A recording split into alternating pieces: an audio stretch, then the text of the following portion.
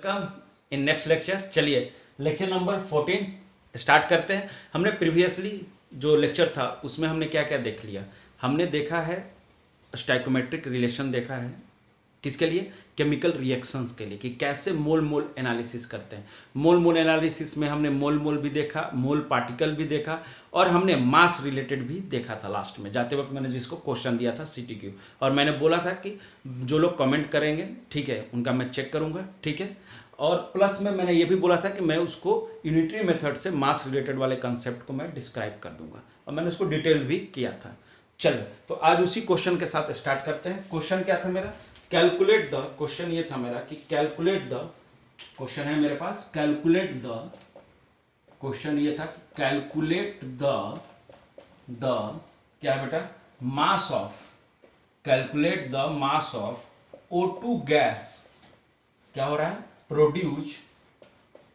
Produce on heating, on क्या बेटा, heating 12.25 gram of क्या, KClO3। चलिए बहुत बढ़िया। हमारा रिएक्शन भी मैंने आपको दिया था, तो मैं भी लिख लेता हूं कि हमने रिएक्शन आपको दिया था। KClO3 गिव्स आउट क्या, KCl प्लस क्या, O2। यही क्वेश्चन था कि calculate the mass of O2 gas produced by on heating 12.25 gram of KClO3, ठीक है, गिव्स आउट क्या, KClO3 प्लस क्या आपका KCl प्लस क्या O2, ठीक है। ये हमें गिवन था। चलिए तो मास ऑफ O2 हमें निकालना है, तो उससे पहले हम रिएक्शन को चेक करते हैं बैलेंस है कि नहीं। K बैलेंस है, Cl बैलेंस है, यहाँ पे O3 है और यहाँ पे O2 है, तो इसको बैलेंस करना पड़ेगा। तो कैसे करूँगा, हिट एंड ट्राई लगाता हूँ, यहाँ पे 3 कर दूँ, यहाँ 2 कर दूँ, तो अब यहाँ भी क्या करना पड़ेगा, 2 करना पड़ेगा, तो ये बैलेंस हो गया। क्लियर है सबको। चलो अब जरा देखते हैं, ठीक है। तो मैं क्या इसको ऐसे लिख सकता हूँ, जिसके बारे में एनालिसिस है सिर्फ उसी के बारे में बात करते हैं, जिसके बारे में नहीं पूछा उसके बारे में बात इन द रिएक्शन नहीं करेंगे। सभी को क्लियर है बात, सॉरी। 2 मोल KClO3 गिव्स आउट क्या, बोलो, 3 मोल ऑफ क्या O2। 2 मोल KClO3 गिव्स आउट क्या, 3 मोल ऑफ O2। तो चलो अगर मैं इसका रिलेशन करूं तो 2 इंटू, समझो 2 इंटू क्या लिखूंगा, बोलो 2 इंटू, इसको ऐसे लिख सकता हूं 2 इंटू 105 ग्राम ऑफ क्या KClO3, इसका मोलर मास इतना ही है ना, एक मोल में इतना ही होगा ना। तो यहां पे इधर क्या हो जाएगा, 3 इंटू 32 ग्राम ऑफ क्या O2। क्लियर है। तो 1 ग्राम में कितना, तो हम लिखेंगे सर 1 ग्राम में कुछ नहीं, डिवाइड कर देंगे, है कि नहीं, कम है तो डिवीजन में जाता है। 30 डिवाइडेड बाई 2 इंटू 122.5 ग्राम तो समझ ही रहे हो ऑफ क्या O2। क्लियर है यहां तक, ठीक है। अब जरा इसको मैं रब कर देता हूं, ठीक है, इस रिएक्शन को मैं रब कर देता हूं, ठीक है, समझना, इस चीज को मैं यहां पे ला रहा हूं, ठीक है। इसके बाद 1 ग्राम में तो इतना हुआ O2, तो 12 पॉइंट कितना था, 12.25 ग्राम ऑफ KClO3 में कितना होगा, तो कैसे करेंगे, तो यहां पे लिखेंगे क्या हो जाएगा, बोलो क्या लिखेंगे, 3 इंटू कुछ नहीं, 3 इंटू 32 अपॉन क्या 2 इंटू 122.5 इंटू कर देंगे क्या 12.25। समझ में आया, बस यहां से निकाल लेंगे वेट, किस में आ जाएगा, ग्राम में। कैलकुलेट करो किस में आ जाएगा, ग्राम में। किसका आ जाएगा, O2 का वैल्यू आ जाएगा। ये यूनिटरी मेथड से है, क्लियर है, ऐसे यूनिटरी मेथड से चलते हैं। मैंने आपको मोल मोल एनालिसिस वाला मेथड से भी बता दिया था प्रीवियस में, तो आप उस तरीके से भी इसको बता सकते हैं या बना सकते हैं। क्लियर है बात। चलिए अब आगे बढ़ते हैं, ये हमारा सेकंड तरीका हुआ, ठीक है। चलिए ये मास मेथड क्लियर हो गया। चलिए अब आगे बढ़ते हैं, जो हमारा लास्ट बच गया था POSC, ठीक है। इट्स कॉल्ड क्या, प्रिंसिपल ऑफ क्या, atom conservation, principle of atom conservation. चलिए समझते हैं। मैंने बोला था कि जहां पे रिएक्शन बैलेंस नहीं होता है वहां पे ये अप्लाई करते हैं। जहां पे हमें मन नहीं कर रहा है, हम आलसी आदमी हैं, हम लोग सब हैं, ठीक है, मन नहीं करता है तो हम वहाँ पे इसको अप्लाई कर देंगे बेटा। क्या है बोलते हैं इसको, प्रिंसिपल ऑफ क्या, atom conservation, principle of atom conservation, ध्यान देना है, ठीक है। देयर आर क्वेश्चन, मान लो मैंने लिख दिया है यहाँ पर कि there are question in which, there are questions in which क्या रिक्वायर्ड नहीं है, इन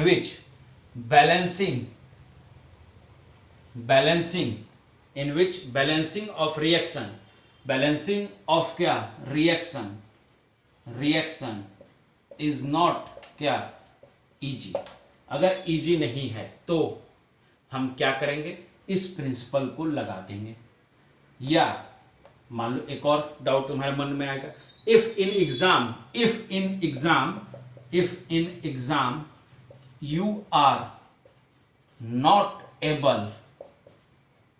you are not able to balance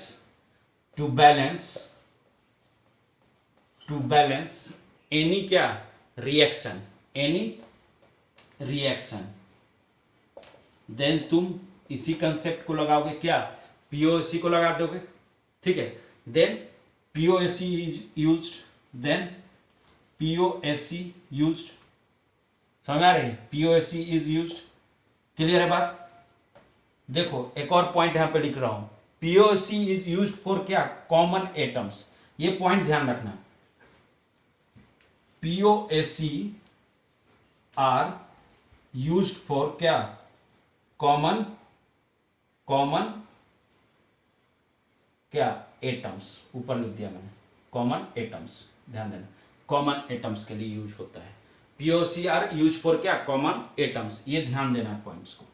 अब तुम लोग में से कितने लोग दिमाग लगाएंगे कि सर कॉमन एटम क्या है, क्वेश्चन करेंगे क्लियर हो जाएगा कॉमन एटम क्या है, ठीक है। बस अभी इतना ध्यान रखना है कि जहां पर रिएक्शन बैलेंस नहीं होगा वहां पे हम पीओसी यूज करेंगे। चलो जरा देखते हैं, चलो इसको हटाता हूं, ठीक है। चलो अब जरा हम इसको देखते हैं कि कैसे यूज करते हैं, ठीक है। चलो एग्जाम्पल या कंसेप्चुअल एग्जाम्पल आप बोलिए, जनरलाइज फॉर्म हम लेके चल रहे हैं। मान लो कि पीओएससी के लिए एक मैंने जनरलाइज इक्वेशन लेके चलने की कोशिश कर रहा हूँ। मैंने लिखा A2B5 प्लस, समझना, B3C4, B3 क्या बेटा, C4 gives out, A2B5 plus B3C4 gives out. अगर मान लो कि मैंने यहाँ पे लिख दिया कि A4C5 प्लस यहाँ पे क्या लिख दूँ, मान लो कि मैं यहाँ पे लिख देता हूँ B5C3, ऐसा कुछ, क्लियर है यहाँ तक सबको। चलो अब पीओसी अप्लाई करना है, मैं लिख रहा हूँ यहाँ पे, देखो अप्लाई क्या बेटा, अप्लाई क्या, पीओसी ऑन दिस एग्जाम्पल या ऑन दिस रिएक्शन, ठीक है, इस पे मैं अप्लाई कर रहा हूँ, ठीक है। तो पीओएससी मैं यहाँ पे लिख देता हूँ, देखो पीओएससी ऑलवेज, ये ध्यान रखना, ऑलवेज अप्लाई ऑन क्या, एटम, मोल वोल का बात नहीं होता है यहाँ पे, वेट वूट का बात नहीं होगा, यहाँ पे एटम का बात होगा। पीओसी ऑलवेज अप्लाई ऑन क्या, एटम, मोल पे अप्लाई नहीं होता है, मोल के लिए अप्लाई नहीं होता है, ठीक है। मोल तो पूरे कंपाउंड का बताता है ना, ये एटम, पर्टिकुलर एटम को पकड़ के चलता है। तो पीओएससी अप्लाई ऑन क्या, एटम, ठीक है। तो मैं अगर देखो समझो, पीओएससी लिख रहा हूं फॉर क्या, एटम ए। अब एटम ए के लिए अप्लाई कर रहा हूं पीओएससी, तो देखो कहां कहां एटम ए है, इसमें है, इसमें नहीं है एटम ए, इसमें है, यहां भी नहीं है। तो क्या लिखूंगा मैं, लिखूंगा मैं, देखो 2 इंटू, क्योंकि दो ही है ना इसमें, 2 into mole of, 2 into mole of क्या, A2B5, 2 इंटू मोल ऑफ क्या, A2B5 गिव्स आउट क्या, अब किसमें है, इसमें है, तो क्या हो जाएगा 4 इंटू मोल ऑफ क्या, A4C5। एटम कंजर्वेशन है एक तरह से, एटम को कंजर्व करने की कोशिश हो रही है, ठीक है ना, दोनों साइड। चलो वैसे ही अगर मैं किसके लिए लगाऊं, बी के लिए लगाऊं, तो क्या लिखूंगा, बोलो क्या लिखूंगा बेटा, POC फॉर एटम क्या B। मैं बोल रहा हूं कि फॉर POC फॉर एटम क्या B। तो देखो B कहाँ कहाँ है, इसमें भी है B, इसमें भी है, इसमें नहीं है, इसमें है।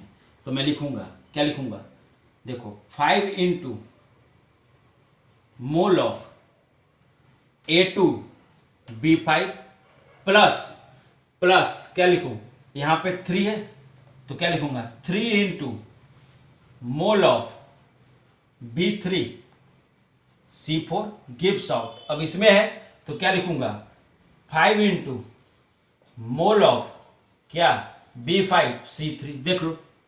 देख लो कुछ इस तरह से हम अप्लाई करेंगे। सी के लिए भी तुम लिख सकते हो, सी के लिए भी लिख सकते हो, मैंने दो ही के लिए लिखा है, तुम सी के भी एटम को क्या कर सकते हो, अप्लाई कर सकते हो, कंजर्व कर सकते हो, है कि नहीं। चलो अब जरा क्वेश्चन से समझते हैं, क्वेश्चन में कैसे इस कंसेप्ट को अप्लाई करेंगे, है कि नहीं। ये तो जनरलाइज फॉर्म हो गया, मेन तो हमें क्वेश्चन सॉल्व करना है ना बेटा, तो उसके लिए देखते हैं। चलो हटा दूं, चलो क्लियर है सबको, यहां तक एकदम क्रिस्टल क्लियर होना चाहिए कि हाँ सर एकदम क्लियर है, कोई डाउट नहीं आ रहा है, ठीक है। अब एक क्वेश्चन लेता हूं मैं, चलो देखो मैं एक क्वेश्चन लिख रहा हूं, यहां पे ध्यान देना। Calculate the mass of O2 gas, calculate the mass of O2 gas, calculate the mass of क्या O2 गैस, कैलकुलेट द क्या बेटा मास ऑफ O2 गैस, ठीक है। Calculate the mass of O2 gas produce on heating, calculate the mass of O2 gas calculate the mass of O2 gas produced on क्या, देखो वही question है but यहाँ पे POC अप्लाई करेंगे। Calculate the mass of O2 gas produce on heating 12.25 gram of क्या KClO3। Calculate the mass of O2 gas produce on heating 12.25 gram of KClO3। तो अब जरा पहले रिएक्शन लिख लेते हैं, हमको बैलेंस करने की अब जरूरत ही नहीं है। क्या दिया हुआ है KCl प्लस क्या दिया हुआ है O2, बस ये लिख दिया हमने, बैलेंस नॉट रिक्वायर्ड, ठीक है। मोल ऑफ, देखो हम लोग प्रीवियस क्वेश्चन में मोल ऑफ क्या KClO3 निकाल चुके हैं हम लोग, कितना आया था 0.1 मोल इसका, प्रीवियसली हमने अगर क्वेश्चन किया है इस पे तो यही मोल आता है कि नहीं, क्योंकि 100 समथिंग 122 समथिंग क्या होता है KClO3 का क्या होता है मोलर मास होता है, तो उसको कैलकुलेट करोगे आप तो 0.1 ही मोल आता है, ठीक है।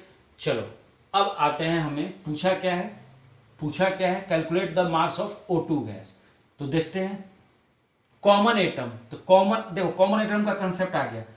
अब O के लिए पूछा ऑक्सीजन के लिए, तो किस में है, इसी में। कॉमन एटम के लिए अप्लाई करना है तो देख लेना है कि किधर सेम एटम है, उसी को लेके चलना है, उसी कंपाउंड को लेके चलना है। तो अगर मैं लिखूं यहाँ पे, अगर मैं लिखूं बेटा, ठीक है ध्यान देना, अगर मैं लिखूं यहाँ पे तो क्या लिखूंगा बोलो 3, समझना 3 ऑक्सीजन है, 3 इंटू मोल ऑफ क्या बेटा KClO3 गिव्स आउट, ये लिखूंगा, इक्वल टू लिखो ज़्यादा अच्छा रहेगा। 3 इंटू मोल ऑफ क्या KClO3 इक्वल टू क्या, यहाँ पे कितना मोल है, सॉरी यहाँ पे कितना है 2 है ऑक्सीजन, तो 2 इंटू मोल ऑफ क्या O2, ये लिखूंगा अकॉर्डिंग टू क्या POC। इसका मोल क्या हमें पता है यहाँ से, तो क्या मैं इसको यहाँ पे लिख दूं कि 0.1 लिखो, और यहाँ पे 2 इंटू क्या मोल ऑफ क्या बेटा O2, तो यहाँ से मोल ऑफ O2 कैलकुलेट हो जाएगा, मोल ऑफ O2 कैलकुलेट हो जाएगा, कितना आ जाएगा देखो, तो mole of O2 equal to क्या हो जाएगा, यहाँ पे 0.3 डिवाइडेड बाई क्या 2, तो यहाँ पे कट छट के कितना आना चाहिए 0.15 मोल, 0.15 मोल आ गया, मोल ऑफ O2 आ गया, ठीक है। तो जैसे मोल ऑफ O2 आया, क्या हम मोल ऑफ O2 जैसी आया, क्या हम कैलकुलेट नहीं कर सकते हैं मास, कर सकते हैं सर। तो हम यहाँ पे लिख देंगे कि वेट ऑफ क्या O2 इक्वल टू क्या कर दो बोलो 0.15 इंटू क्या 32, इसको कैलकुलेट करोगे तुम, ठीक है। यहाँ यहीं पे लिख देता हूँ 32 ग्राम, यही क्या है आपका आंसर है। आप कैलकुलेट करते रहना, ठीक है, यही क्या आएगा आपका आंसर आएगा। क्लियर है सभी को? चलो अब नेक्स्ट मूव करते हैं, ठीक है। एक और क्वेश्चन देखते हैं हम लोग, ठीक है। पहले इसको रब कर लेता हूँ, फिर उसके बाद एक क्वेश्चन लेके आता हूँ मैं, ठीक है। चलो इसको पहले रब कर लेता हूँ मैं। नेक्स्ट हम लोग क्वेश्चन से स्टार्ट करते हैं, ठीक है। इस पे एक और क्वेश्चन देखते हैं कि कैसे हम लोग पीओसी अप्लाई करेंगे। एक तो हमने देख लिया, क्लियर हो गया हमें, बट और थोड़ा एक क्वेश्चन देख लेते हैं और उसके बाद मैं आपको एक CTQ क्वेश्चन भी दूंगा, आप सभी को बनाना है। आप लोग कमेंट बॉक्स में उसको आंसर किया कीजिए। कुछ लोग करते हैं, कुछ लोग भूल जाते हैं कि हाँ क्वेश्चन भी दिया गया है, ठीक है। क्वेश्चन है कैलकुलेट द वॉल्यूम ऑफ क्या CO2 गैस प्रोड्यूस एट क्या STP by complete combustion of 570 gram of क्या है ऑक्टेन है, ऑक्टेन 570 ग्राम ऑफ क्या ऑक्टेन, ठीक है। तो मोलर मास ऑफ क्या आपका ऑक्टेन क्वेश्चन में गिवन है, वो है आपका 140 ग्राम, यस 140 ग्राम आपका गिवन है। तो आपसे क्या पूछ रहा था, कैलकुलेट द वॉल्यूम ऑफ क्या CO2 गैस, ये आपसे पूछा जा रहा है, ठीक है। तो आपको CO2 का क्या बताना है, वॉल्यूम बताना है, ठीक है बेटा। तो चलिए स्टार्ट करेंगे हम लोग, बट उससे पहले हम लोग हमें समझना है कि हमें क्या क्या अप्लाई करना है। तो हमें क्या अप्लाई करना है पहले वो क्लियर हो जाए। हमें अप्लाई करना है फर्स्ट क्या, इसमें हमें पहले तो रिएक्शन जानना है कि रिएक्शन क्या होगा। ऑक्टेन अगर है तो ऑक्टेन क्या प्रोड्यूस करता है। तो तुम जानते हो कि कोई भी हाइड्रोकार्बन, देखो तुम पढ़े होगे 9th 10th में, कोई भी अगर तुम हाइड्रोकार्बन का कंबसन कराओगे, किसी भी हाइड्रोकार्बन का तुम कंबसन कराओगे तो हमेशा वो क्या देता है, हमेशा वो क्या देगा तुम्हें CO2 देगा और क्या देता है H2O देता है। तो ऑक्टेन भी एक क्या है हाइड्रोकार्बन है। अगर तुम ये नहीं जानते हो तो जानो, ऑक्टेन भी क्या है एक हाइड्रोकार्बन है बेटा। और इसका फॉर्मूला क्या होता है, इसका फॉर्मूला होता है ऑक्टेन का C8H18 होता है, C8H18। और इसका तुम कंबसन कराओगे तो यही प्रोडक्ट मिलने वाला है, CO2 प्लस क्या H2O। ये हमेशा ध्यान रखना है, ऑक्टेन का ये फॉर्मूला होता है C8H18, ठीक है, प्लस क्या O2, मतलब कंबसन करा रहे हैं तो आपको क्या मिल रहा है CO2 प्लस क्या H2O। चलो अप्लाई कर रहे हैं क्या, अप्लाई POSC, बट उससे पहले हम मोल ऑफ क्या निकाल लेते हैं ऑक्टेन, मोल ऑफ ऑक्टेन निकाल लेते हैं, ठीक है। तो जैसे ही तुम मोल ऑफ ऑक्टेन कैलकुलेट करोगे, ठीक है, इससे तो तुम्हें वेट दिया हुआ है, ठीक है, तुम्हें वेट दिया हुआ है, ठीक है। 517 अपॉन क्या 114 डिवाइड करोगे कितना आ जाएगा 5 मोल आ जाएगा, देख लो। हाँ 5 × 4 20, 5 7 एंड 5, यस 5 मोल, क्लियर है। चलो अब जरा हम लोग इस पे क्या अप्लाई करते हैं, POSC अप्लाई करते हैं। तो चलो हटा दूं, यहाँ पे हटाओ, ये हटा देता हूँ, ठीक है। समझना है बात को, ठीक है। ये हमारा CO2 है प्लस क्या है H2 है, समझना है, ठीक है। तो चलो अब जरा POSC लिखते हैं, ठीक है।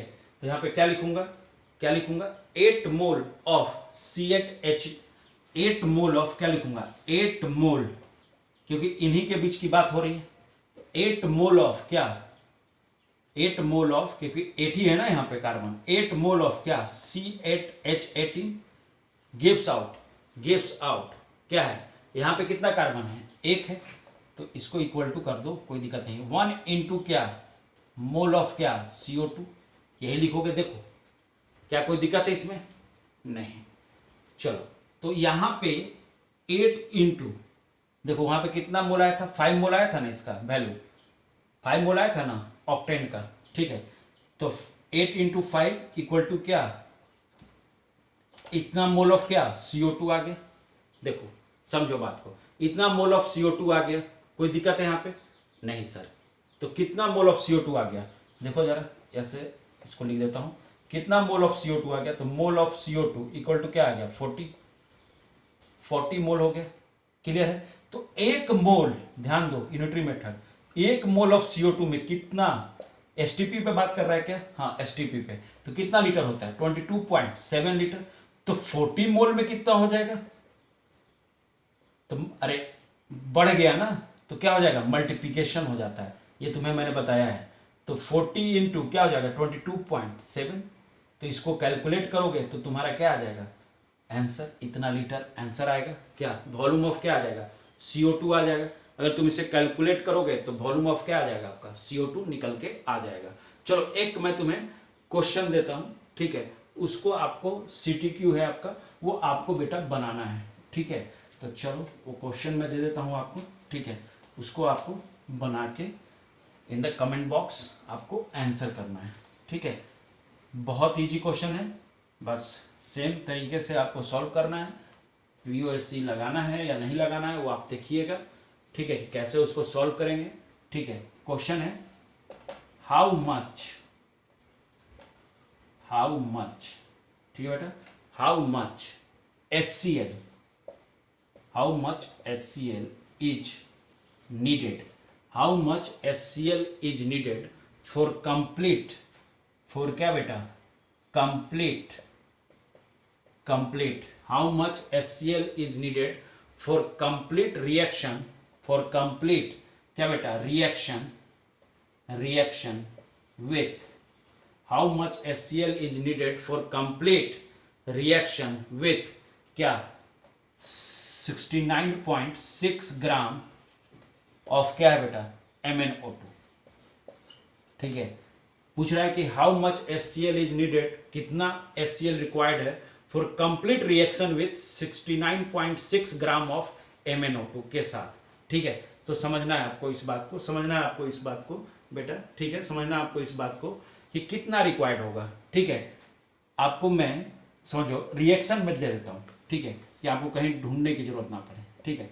चलो मैं इतना तो आपको हिंट दे ही सकता हूँ कि HCl प्लस MnO2 अगर रिएक्ट करता है बेटा तो ये बनाता है MnCl2 प्लस क्या बोलो Cl2 बेटा प्लस क्या H2O, ये बनाता है आपका, ठीक है। तो आपको बताना है कि कितना HCl रिक्वायर्ड होगा, ये आपका क्वेश्चन है, ठीक है बेटा। चलो अब नेक्स्ट कंसेप्ट पे आगे बढ़ते हैं। ये आपका CTQ क्वेश्चन है, ये आपको ध्यान रखना, देखो मैं लिख देता हूँ, ठीक है। ये CTQ क्वेश्चन है, कमेंट बॉक्स में आंसर करना है, कमेंट बॉक्स में क्या करना है आंसर करना है, सबको ध्यान रखना है। ऑल स्टूडेंट, सभी स्टूडेंट से मेरा ये कहना है कि आपको इसको कमेंट बॉक्स में आंसर करना है। चलिए हम नेक्स्ट क्वेश्चन कंसेप्ट की तरफ चलते हैं। चलो बेटा, ठीक है, हम नेक्स्ट कंसेप्ट देखते हैं। यस, ये छोटा सा एक कंसेप्ट है, ठीक है, जिसको बोलते हैं डॉल्टन-पेटिट लॉ, ठीक है।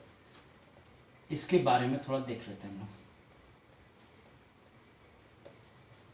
डॉल्टन्स, ठीक है, या डॉल्टन-पेटिट लॉ, ठीक है,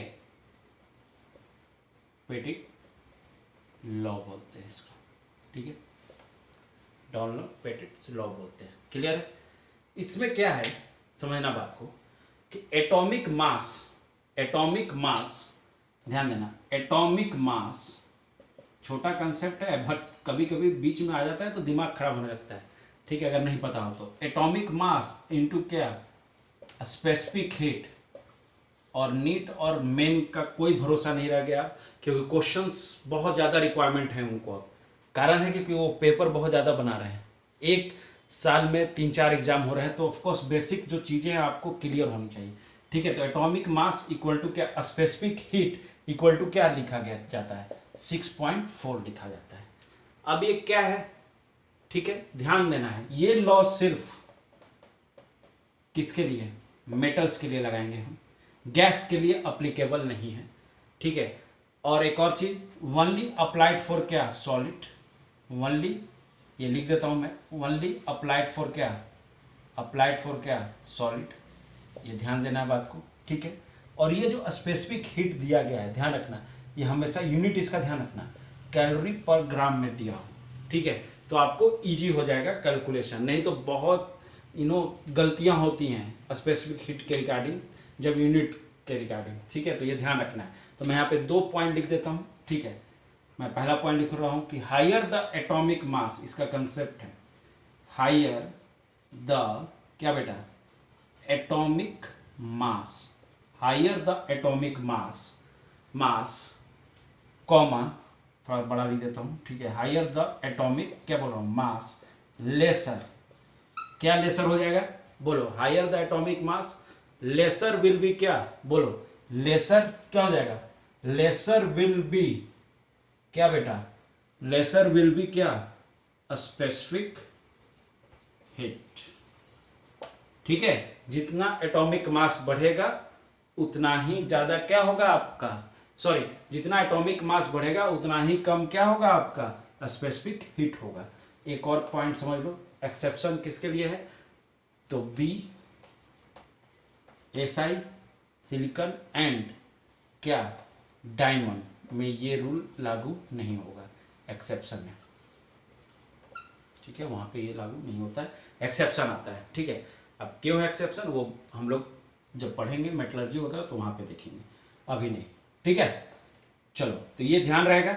अब जरा सोचो कि इस पे अगर हमें एक छोटा सा, अगर हमें छोटा सा, ये ध्यान रखना है जो भी बता रहा हूँ, ये एम्स के लिए बहुत इंपॉर्टेंट है। जो नीट में एम्स देते हैं ना, और जेई एडवांस या जेई मेन में छोटी छोटी चीज़ें आ जाती हैं, ठीक है।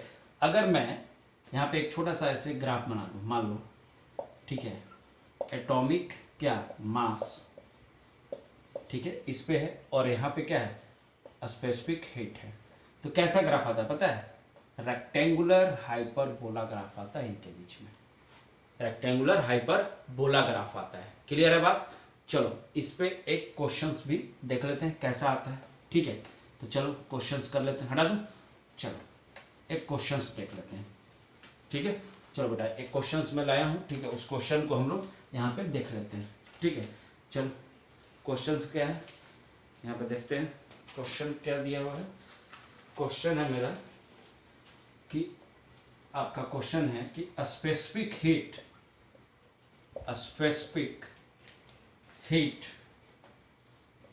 Heat of a metal, of a क्या बेटा, metal, each a specific heat of a metal each 1 joule, ठीक है, पर ग्राम पर केल्विन, ठीक है। फाइंड इट्स अप्रोक्सीमेट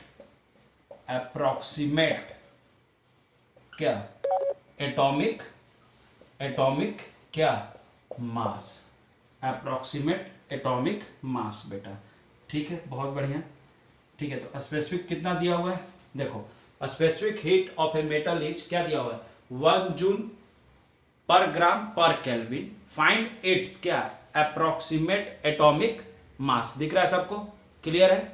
जरा देखते हैं, छोटा क्वेश्चन है, इसमें ज्यादा कुछ करना है नहीं, ठीक है।